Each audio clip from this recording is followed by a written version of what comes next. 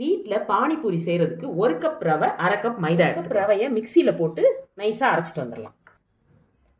மைதா மாவு, தேவையான அளவு உப்பு, 1 ஸ்பூன் நெய், சப்பாத்தி மாவு மாதிரி சாஃப்டாக பிசைஞ்சு எடுத்து மாவை நல்லா பிசைஞ்சு வச்சு இதை ஒரு 1 மணி நேரம் மூடி வச்சு ஜாரில் 1 கைப்பிடி அளவு புதினா, கொத்தமல்லி தழை, 3 பச்சை மிளகாய், புளி, தேவையான அளவு உப்பு சேர்த்துக்கிட்டு 1 டம்ளர் தண்ணி ஊற்றி நல்லா அரைச்சிட்டு வந்துடலாம்.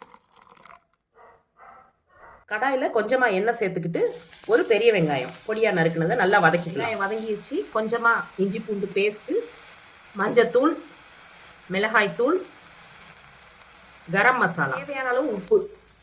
நம்ம வதக்கின எல்லாத்தையும் வேக வச்ச உருளைக்கிழங்குல போட்டு மசிச்சுக்கலாம். கொஞ்சமாக மாதுளம்பழம் சேர்த்து இந்த மாதிரி மாவை தேய்ச்சிக்கிட்டு ஒரு மூடியை வச்சு இப்படி கட் பண்ணி எடுத்துக்கலாம்.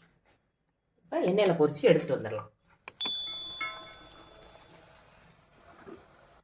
Homemade panipuri ready.